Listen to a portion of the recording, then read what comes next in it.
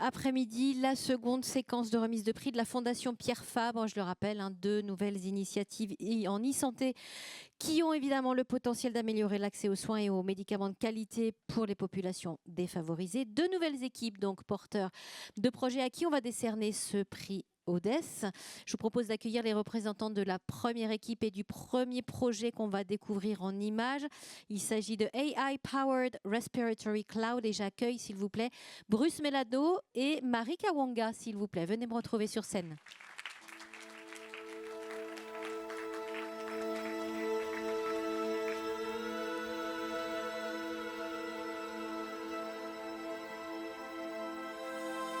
Our project AIR is a low-cost monitoring device that detects the quality of air in the environment using artificial intelligence.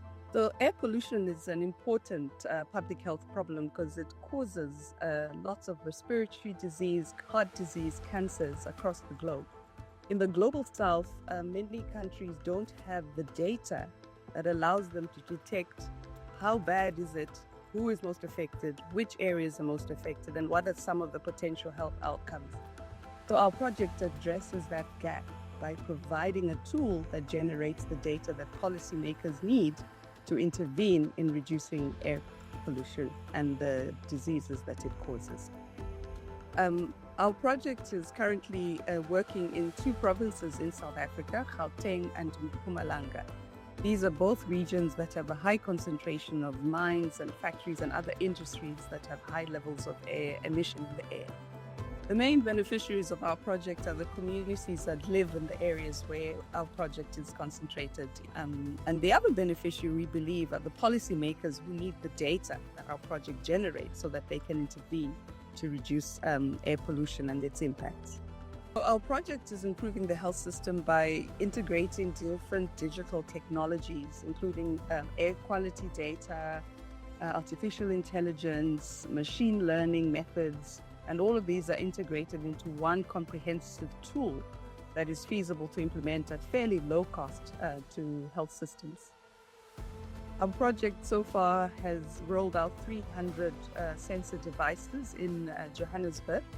And already we're picking up spikes in air pollution and air pollution hotspots in Johannesburg, which is providing useful data that gives us impetus to extend the platform even further. So for our next steps, we intend to deploy 500 more sensor devices across the whole of our province in Gauteng. And our vision for the future is to extend even further nationwide, and also to try and design and deploy a system that is scalable in other countries in the global south using the same kind of technology. So we applied to Odès because we felt that our vision aligns with Odès' vision, which is the use of digital technologies in an innovative way and sustainable way in low resource settings, particularly in the global south. What this recognition has given us is really encouraged us and given us the momentum to continue elevating the use of African-led innovations at an international global platform.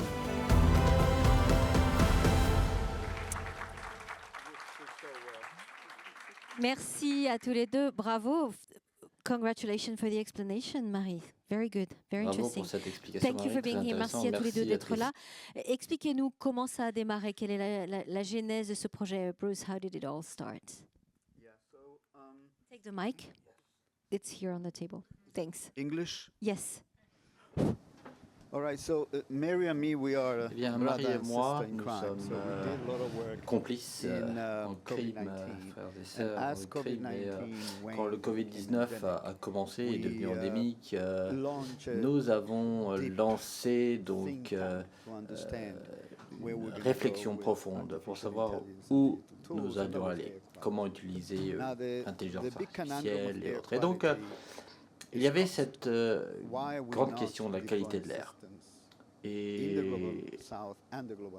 le grand problème de la qualité de l'air, c'est le coût. Et il y a 2 aspects à cela. Tout d'abord, il y a les autoroutes. Les licences multiplient les coûts d'un facteur 2 à 10.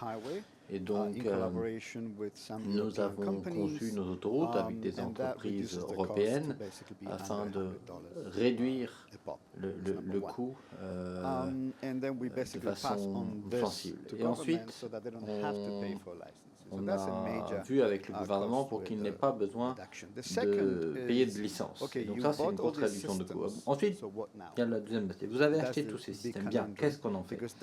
Et là, c'est problématique parce qu'en fait, c'est la partie la plus coûteuse, à savoir la modération et l'utilisation des informations qu'on en tire. Et c'est là qu'on peut utiliser l'intelligence artificielle. Alors, je ne sais pas si vous connaissez le Big Bang Theory, je suis Leonard, et non, vous n'avez pas ri assez fort, ça veut dire que vous ne connaissez pas la série. Alors, l'intégration des séries, des autoroutes et de l'IA permet cette solution. Et donc, Marie vous a présenté l'explication, mais en réalité, l'idée, c'est d'interpréter les informations en temps réel et notamment informations qui proviennent de 500 000 à 1 million de capteurs. Oui, c'était ça ma question. Qu'est-ce que vous faites avec ces données, ces quantités incroyables de données? Ah, merci. Oui, alors effectivement, ça c'est un des grands défis liés à l'innovation, c'est qu'on vous donne énormément d'informations, de données, et qu'est-ce qu'on en fait? Alors, l'objectif de la collecte de données, c'est l'analyse. Mais bien sûr, développer des produits de telle sorte que l'on puisse donner aux politiques des solutions à leurs problèmes, en l'occurrence la qualité de l'air, où est-ce que ça sera le plus efficace, qui est le plus impacté, et de façon localisée. Et dans ce que Bruce disait, eh bien, si vous faites un outil à bas coût, vous avez une couverture plus vaste, vous avez des données plus nuancées localement. Parce que dans une ville comme Johannesburg, la qualité de l'air n'est pas la même partout. Il y a des endroits où c'est meilleur que d'autres. Donc il faut pouvoir analyser cela de façon précise, et analyser de grandes quantités de données manuellement, ça n'est pas faisable. Et c'est pour ça qu'il faut l'IA. Ensuite, je crois qu'il y avait une photo des tableaux de bord. Une fois que tout est analysé rapidement en temps réel, on peut rendre les informations disponibles en temps réel, et le public peut y accéder. D'ailleurs, c'est le cas. Le public a accès à ces informations en temps réel. Et les communautés ont besoin d'avoir accès à ces données pour savoir ce qui se passe chez eux, chez elles, et des groupes d'action ont vu le jour où ces comités pouvaient voir ce qui se passait et mettre la pression sur les politiques en disant « Ah, regardez ce qui se passe chez nous ». Bon. Alors, c'est quelque chose qui est en place, on l'a vu dans la vidéo. Déjà en place, il y a 500 capteurs, 500 are in place in South Africa. Il y a 500 capteurs, c'est ça? Quelle est la prochaine étape? De quoi avez-vous besoin? L'objectif, c'est de mettre en œuvre et de passer à l'étape suivante, l'échelle suivante. Donc, grâce à votre soutien et au soutien d'autres, on veut passer à l'échelle suivante. Et donc, on travaille avec le gouvernement, nous sommes financés par le gouvernement, nous travaillons avec différents départements, avec différentes municipalités, des gouvernements locaux, des structures fédérales, afin de faire en sorte que le système puisse fonctionner aussi bien qu'un système coûte grâce à l'intelligence artificielle. Parce qu'il y a cette idée que, mais vous savez, surveiller tout ça, le contrôler, ça a coûté trop cher. Et donc, on a besoin de casser cette dynamique-là. Ça, c'est la première chose. Ensuite, deuxième chose, il faut impliquer le secteur privé. On le fait. En réalité, le secteur privé est très réactif. Et je suis très heureux de voir qu'en fait, tout le monde est très réactif. De façon positive, s'entend. Et avec ce qu'on fait. Et le secteur privé a contribué énormément. Ils nous permettent d'utiliser leurs infrastructures, ils sécurisent nos capteurs, ils nous mettent des ressources humaines à disposition et ça nous a permis de grandir très rapidement. Ensuite, il y a les citoyens. On s'est rendu compte quand on a mis en place tous ces outils, à savoir qu'on recevait des centaines, voire des milliers de demandes de citoyens qui nous demandaient est-ce que vous allez vendre cela pour qu'on puisse améliorer la situation. Alors, en fait, on n'était pas prêt il y a un an. D'abord, on voulait avoir un déploiement pour montrer que la technologie peut être déployée à grande échelle. Nous sommes désormais prêts à le faire. Et donc, nous allons interagir avec la population et nous allons vendre après écoutant la solution. Et les individus fournissent leurs données et ont accès aux données des voisins en temps réel. Et ça, c'est un concept inventé par Purple A et que nous allons dupliquer afin de pouvoir faire grandir les chiffres. Mais pourquoi vous n'avez pas fait ça avant ? Eh bien, ça n'est pas aussi simple qu'il y paraît. Il faut tester la technologie, tester les communications et développer l'intelligence artificielle. Léa Nejm, qui est chargée de recherche médicale pour la Fondation de l'Avenir et qui va venir vous remettre le prix. Venez nous rejoindre, chère Léa, et vous emparez d'un micro. Venez, we're going to do a picture. On va prendre une photo. Voilà, avec Lydie. Come up in the center of the scene for the picture.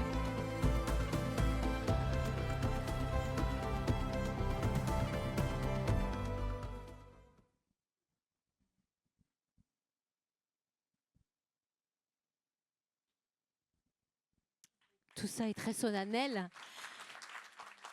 Léa, j'ai envie de vous demander ce qui vous a particulièrement attiré, qu'est-ce qui vous a attiré votre attention sur ce projet en particulier. Expliquez-nous. Donc, la Fondation de l'Avenir a pour vocation de soutenir la recherche médicale appliquée au bénéfice des patients.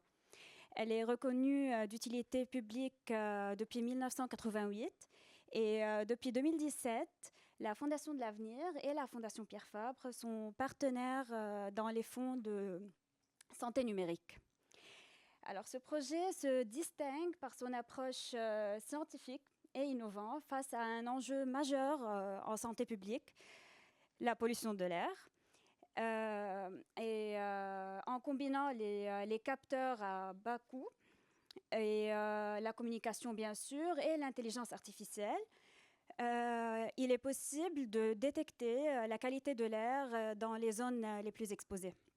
Alors, ça illustre la capacité de la science de trouver des solutions, de proposer des solutions pour au service de la santé des populations. Et du coup, cela étant dit, la Fondation de l'Avenir est fière de soutenir votre projet et de contribuer en partie à son développement. Félicitations. Merci beaucoup. Merci. You stay with us because there will be some questions. Restez avec nous car il y aura des questions. On passe au quatrième et dernier projet récompensé cet après-midi. Il s'agit de Safe Delivery Plus. Donner la vie ne devrait pas coûter la vie. Et j'appelle Disha Argawala et Arpita Deb à venir nous retrouver sur scène, s'il vous plaît, pendant qu'on découvre le projet.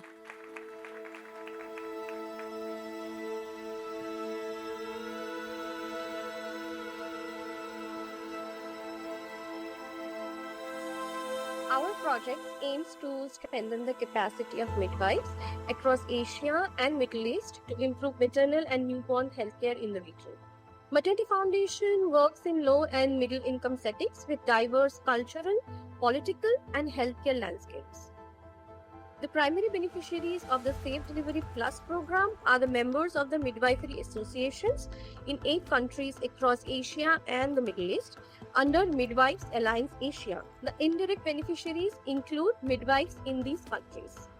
Safe Delivery app is a free online and offline tool that supports midwives in making informed decisions during routine and emergency care, while enabling flexible, self-directed learning suited to their daily work. Accredited in several countries, it also serves as a formal CPT course and can be used towards license renewal. There is an average improvement of 24% in knowledge, 22% in confidence, and 65% in skills in managing obstetric and neonatal emergencies among healthcare professionals. The app can reach users working in remote areas where connectivity is a challenge, and all content can be adapted to local culture and national guidelines. It therefore complements existing guidelines, training curricula, and teaching methodologies. To address connectivity challenges in remote areas, the app was designed to function fully offline. Once downloaded, ensuring midwives can access clinical guidance anytime.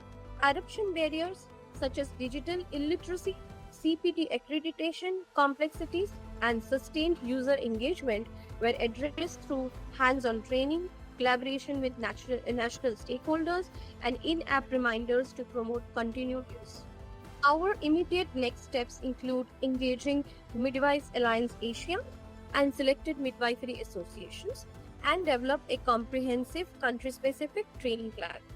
We envision that the project will support long-lasting professional development for midwives by having trained midwifery leaders from 8 countries. We applied to ODES because we appreciate your commitment to advancing innovative and sustainable e-health solutions for underserved and vulnerable populations. We hope this opportunity will strengthen our visibility, foster strategic partnerships, and support us in scaling our solution more effectively.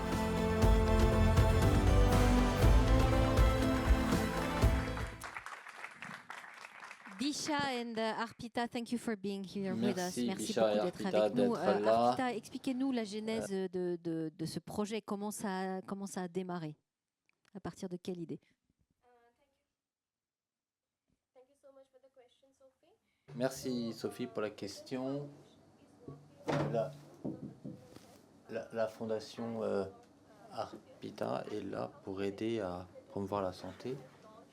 Et nous avons lancé donc une application pour des accouchements en sécurité. Et We'll hear you better with this one. On vous entendra mieux comme ça.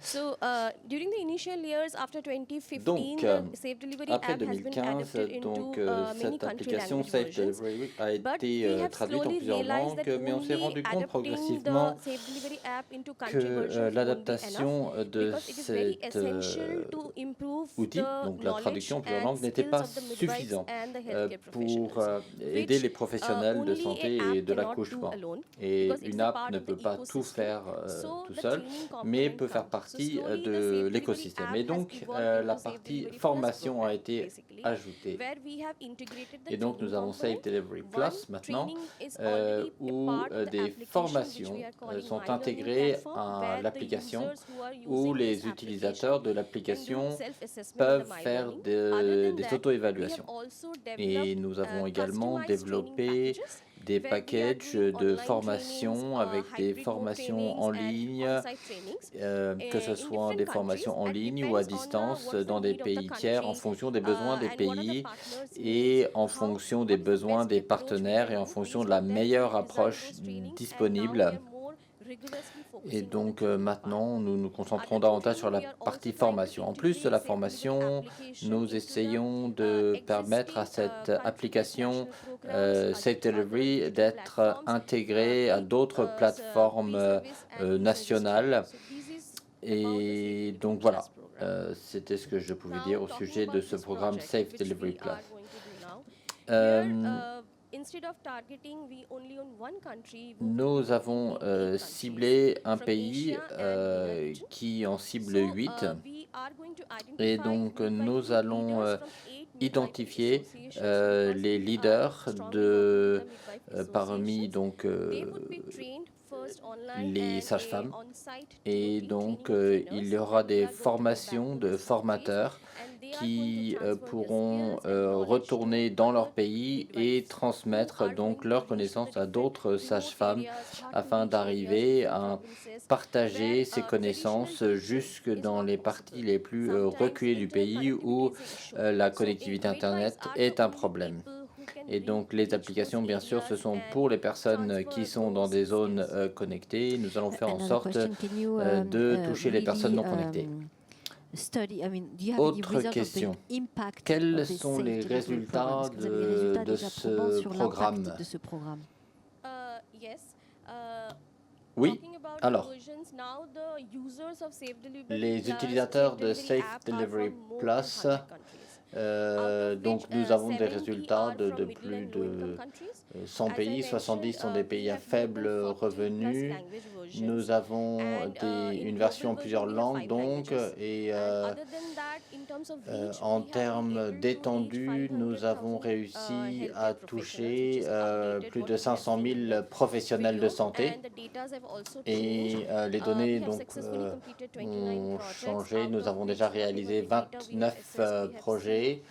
Et d'après nos évaluations, nous avons vu qu'il y avait une augmentation de la connaissance de 27%, une augmentation de 22% de la confiance. Et donc, nous avons vu effectivement que l'impact est positif. Ce qui est très bon. Pour remettre votre prix, Bertrand Parmentier, s'il vous plaît, l'administrateur de la Fondation Pierre Fabre. Merci de l'accueillir.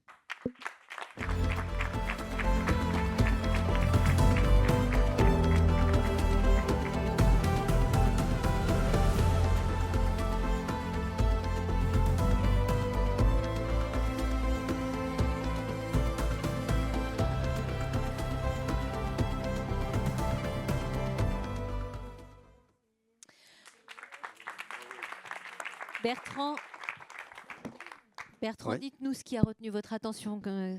Pourquoi avoir porté votre regard sur ce projet en particulier? Alors, juste avant de le faire, je vais revenir un petit peu sur la démarche de ces prix de l'ODES, qui monte en puissance depuis plusieurs années. Cette année, nous avons eu plus de 347 dossiers qui ont été présentés, dont 139 étaient éligibles par rapport aux critères que nous appliquons, qui sont des critères d'interopérabilité, preuve du concept, capacité de développement à l'échelle, insertion dans les écosystèmes gouvernementaux de santé publique. Et par rapport à ces 130 et quelques projets qui avaient été identifiés comme candidats dans une deuxième phase, nous en avions sélectionné 12, et 12 qui ont donné lieu à des enquêtes sur le terrain, notamment au Népal concernant ce projet. Et pour vous montrer tout le sérieux qu'il y a derrière. Et nous sommes vraiment très heureux de pouvoir distinguer les lauréats qui reçoivent ces prix aujourd'hui. Alors, sur ce projet en particulier. Sur ce projet en particulier, d'après les données de l'OMS, 80% de la mortalité materno-infantile pourrait être évitée. Ce qui nous a séduit dans ce projet, c'est une application gratuite qui fonctionne online, offline, qui est alignée sur les recommandations de l'OMS. Et c'est une application, je dirais, dont les développements visent à s'adapter au contexte et avec une rapidité de montée à l'échelle qui est assez remarquable. Lorsque nous avons instruit ce dossier, on parlait de 5 langues principales et tout ou partie de 35 langues vernaculaires. Là, j'ai entendu qu'on est déjà à 40. On parlait déjà depuis la création de cette démarche en 2015 de 455 000. Vous me dites que vous êtes déjà au-delà de 500 000 bénéficiaires. S'agissant du Népal, où nous avons eu l'occasion d'avoir une étude sur le terrain pour venir vérifier, on voyait qu'il y a déjà plus de 4 000 bénéficiaires en l'espace de quelques mois. Ce qui nous a également beaucoup séduit, c'est cette association de réseaux de sages-femmes de 8 pays d'Asie et du Moyen-Orient, et qui sont des pays qui sont traversés par des crises et des difficultés qui sont extrêmement fortes.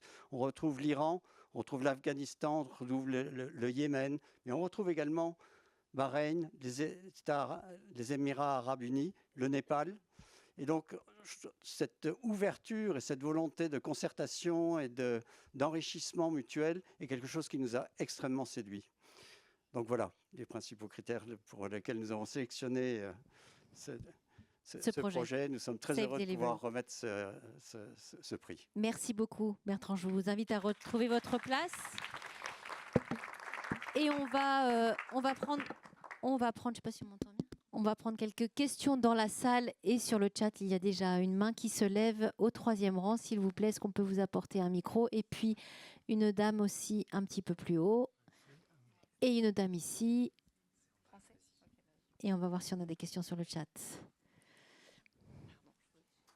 Oui, on va. Ladies first, maybe.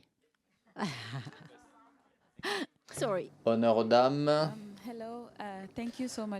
Bonjour, merci beaucoup pour cette présentation. Ces projets sont vraiment impressionnants. Je suis Tania Koumoua de l'Université de Barcelone et j'aimerais demander à l'équipe AIR, vous avez parlé de la phase suivante et vous disiez que vous alliez vendre des outils pour la qualité de l'air aux citoyens et vous disiez que leurs données seraient sur ces données, sur ces outils et qu'ils auraient accès aux données de leurs voisins. Il y a beaucoup de questions liées au caractère privé des données et donc à quel type de données auraient-ils accès, quelles seraient les données partagées et comment allez-vous faire en sorte que ces données soient partagées en respectant la vie privée? En fait, ça c'est une question pour Geek en fait. Le micro sur le menton, s'il vous plaît. Ah oui, bien sûr. Donc, on a bien sûr étudié la partie éthique, l'égalité. En Afrique du Sud, nous avons ce que nous appelons le POPI Act, qui a trait donc à la protection des données privées. Donc, d'après nos lois locales, si l'on veut promouvoir la qualité de l'air dans un lieu où l'on vit, on peut eh bien, rendre publique la qualité de l'air de l'endroit où l'on vit. Les données sur la qualité de l'air ne sont pas considérées comme des données personnelles, mais ce sont des données environnementales et la seule question délicate, c'est l'emplacement de la personne. Donc si la personne souhaite partager son emplacement, sa localisation, elle le fait ou pas et la donnée devient publique. Alors, on a travaillé sur cette question, notamment avec Pablo, et ça n'a pas fonctionné parce que c'était une activité à but lucratif et ils ont vendu des systèmes et tout le monde partageait ces informations et ils vendaient leurs capteurs pour peut-être 3 fois le prix, je pense. Ils gagnaient de l'argent donc là-dessus, mais leur business model était basé sur le fait qu'ils voulaient utiliser ces données et les vendre au gouvernement ou au secteur privé. Ça n'a pas marché. Alors ça, c'est pas notre objectif. Notre objectif est de faire en sorte que ces données soient utilisées de façon publique par des spécialistes, par le public et par le gouvernement.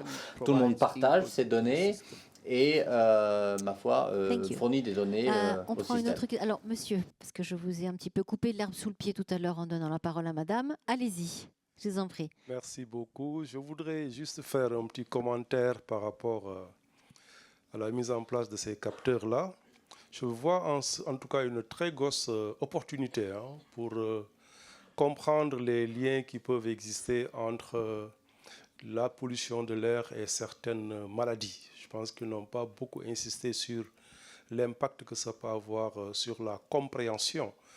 Et je donne l'exemple, aujourd'hui, la pollution de l'air est citée parmi les causes de la survenue des cancers, de beaucoup de maladies chroniques.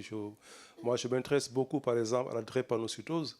Et nous savons que les patients qui sont drépanocytaires font souvent des crises dans des situations où l'air est un peu plus pollué. Donc, je les invite, en tout cas, peut-être une question, à essayer de travailler avec des spécialistes de certaines maladies pour faire des corrélations entre le niveau de pollution de l'air et la morbidité de cette patiente. J'ai une étudiante en PhD qui travaille dans ce domaine.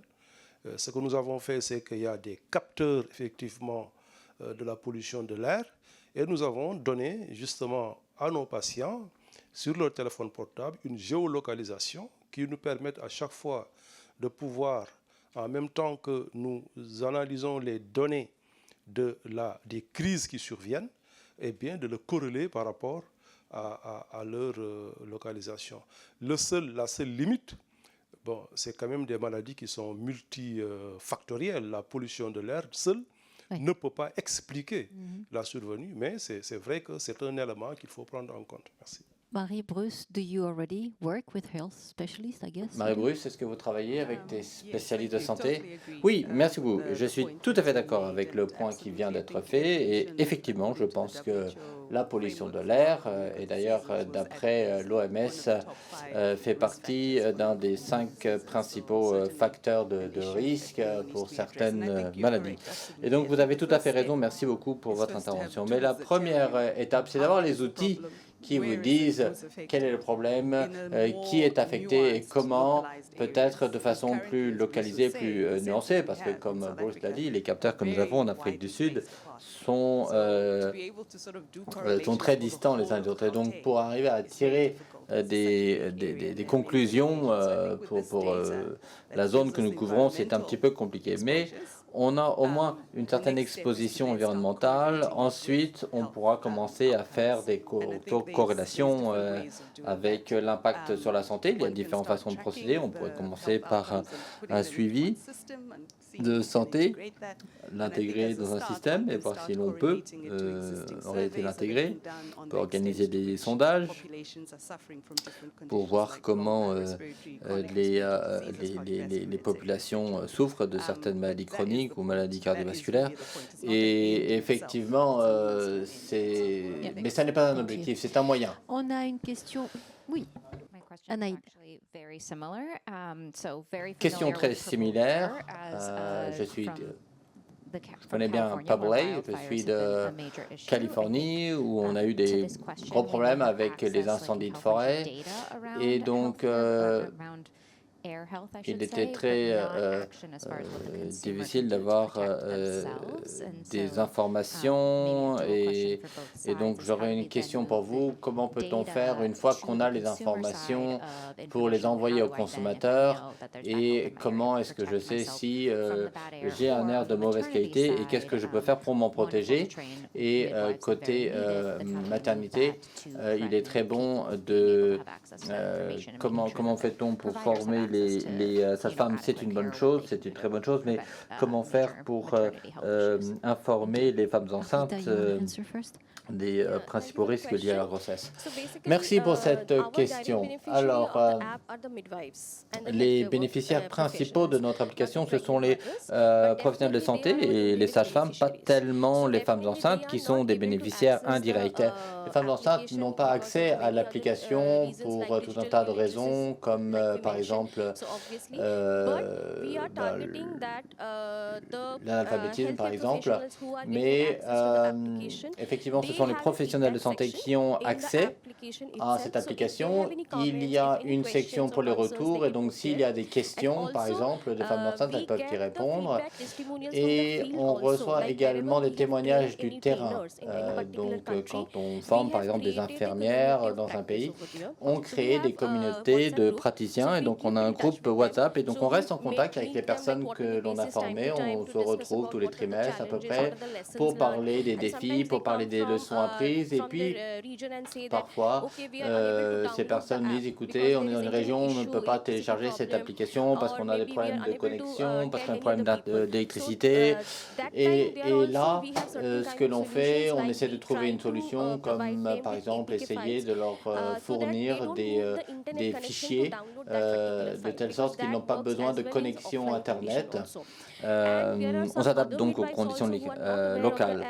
Après, certaines sages-femmes ne sont pas forcément connectées, mais en tout cas, elles témoignent et elles disent qu'elles n'étaient pas forcément à l'aise lorsqu'il y avait des accouchements difficiles, mais désormais, elles savent exactement ce qu'il faut faire. Et cette application, comme je le disais, c'est vraiment un outil pratique et nous avons récemment publié un article et les sages-femmes ont comme un livre en permanence à la main, à portée de main et peuvent le consulter. Donc les bénéficiaires finaux sont clairement les femmes enceintes, mais en réalité de façon indirecte, ce sont les sages-femmes qui sont directement visées et on voit très clairement que nous arrivons à contribuer effectivement la santé des femmes enceintes. Bruce and Mary. Bruce et Marie. Alors, Purple A été initié par un Africain du Sud. C'était pas Elon Musk, mais c'était quelqu'un d'Afrique du Sud. Alors, un des problèmes de Purple A, c'était un problème structurel, à savoir qu'il n'était pas suffisamment connecté au système de santé publique. Ça, c'était un des grands principes. Un des grands problèmes, une grande difficulté, on a appris de cette faiblesse de Purple A.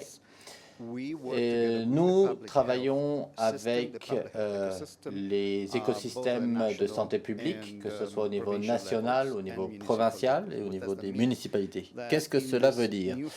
Cela veut dire que dans cette nouvelle phase, nous aurons des capteurs dans chaque clinique, dans chaque hôpital, dans le sud de Gauteng, qui est hautement industrialisé. Donc on aura les données, pas seulement pour les lieux où les gens vont lorsqu'ils sont malades, mais également nous aurons des informations sur les lieux d'où ils viennent.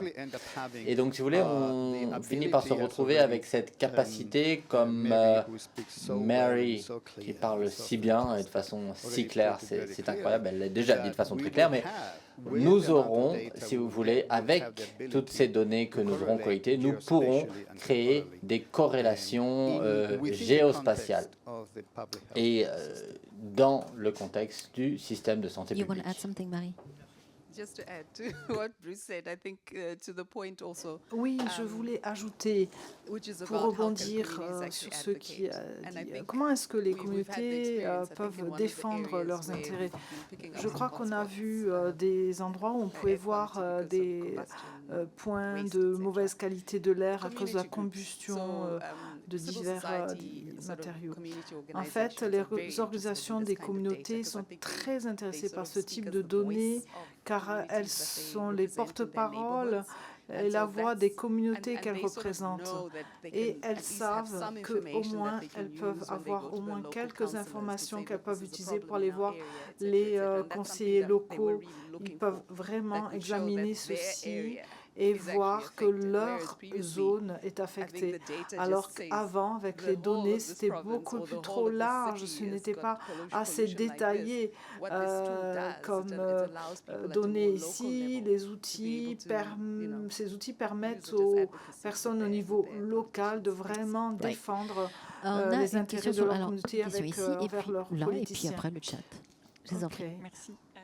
Je vais faire en français. Bravo lauréat et merci pour la traduction. Ma question concerne la résistance politique, parce que justement ces données pourraient gêner les décideurs politiques. Je répète peut-être. Sur la résistance politique, comme les données peuvent être gênantes, comment vous pouvez convaincre, pour Bruce et Marie, comment vous pouvez convaincre des politiques? Est-ce que vous rencontrez cette résistance?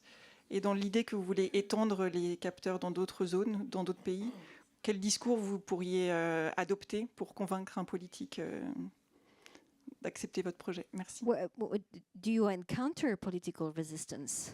Vous trouvez de la politique, de la résistance politique? Eh bien, je dois dire que nous avons été vraiment étonnamment surpris et vraiment positivement surpris de la manière dont on nous a accueillis du point de vue politique. En fait, le problème du gouvernement, c'est le manque de ressources.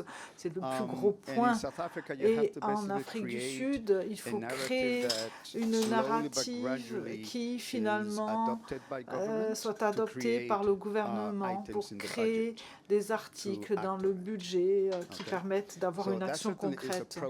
En fait, c'est un long process. Évidemment, on met à l'échelle les risques encourus. Mais j'ai été vraiment, comme je l'ai dit, agréablement surpris par l'accueil du public, de la presse, de la du système politique.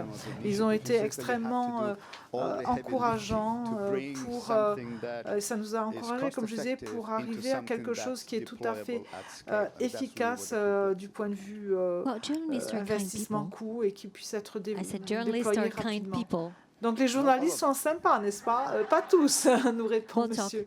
Marie, you want to add something? Marie? Non? OK. On a 2 questions dans la salle. Oui?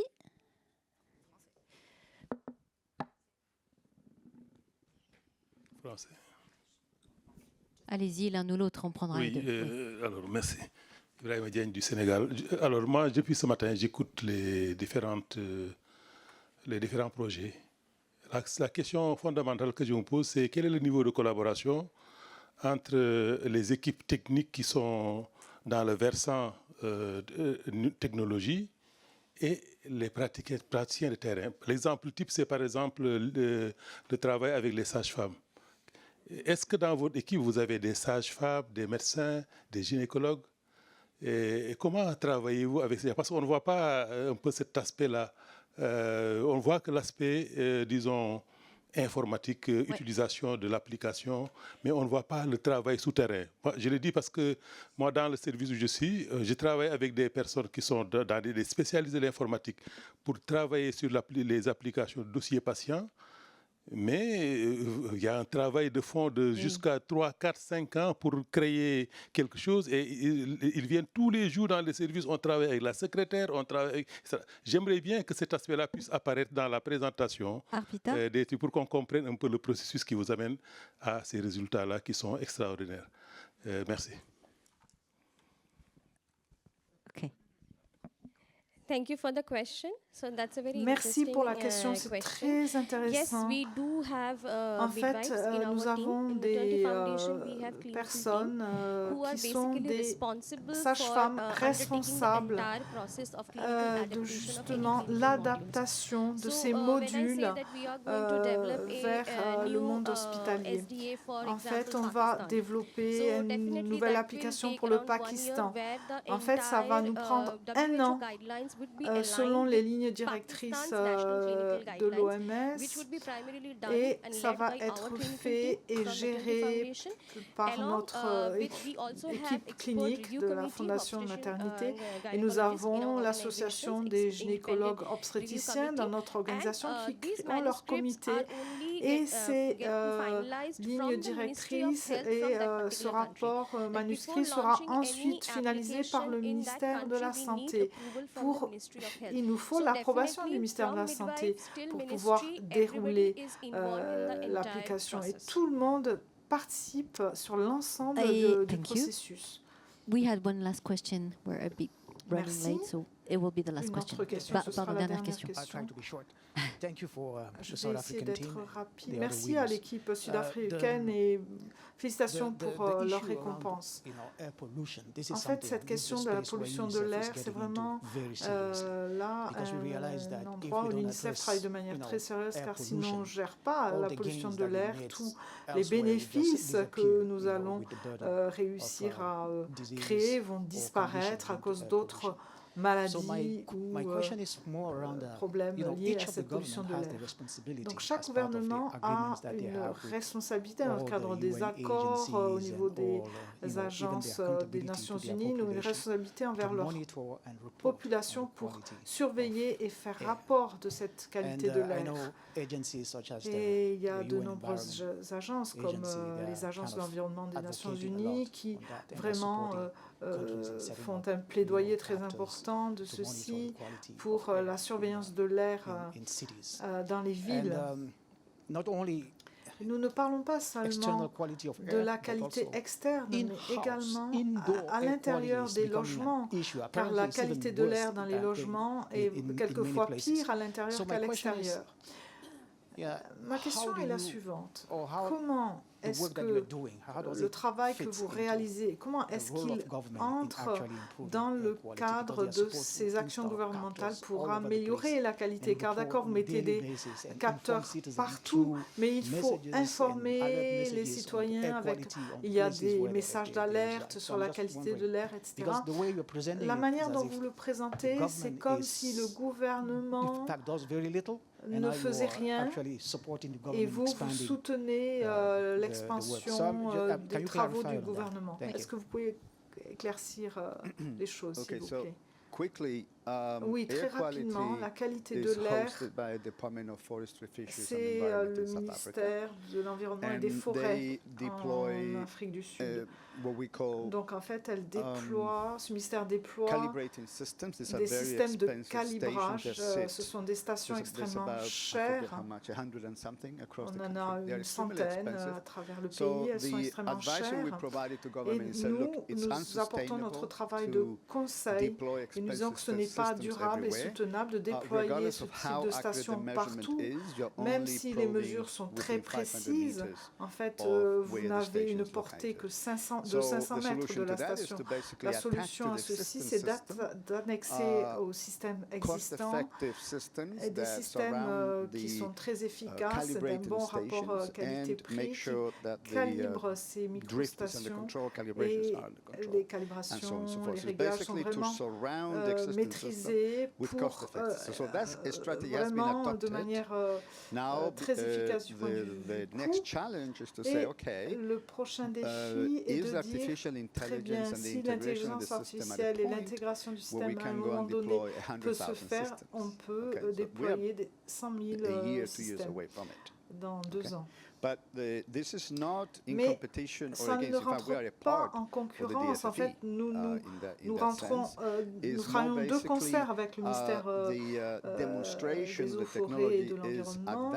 En fait, nous montrons que le gouvernement peut arriver et dire voilà, nous investissons pour ce type de thank you very much. Merci beaucoup à tous les 4 et bravo. On peut les applaudir encore une fois. Bravo pour vos projets. Merci beaucoup.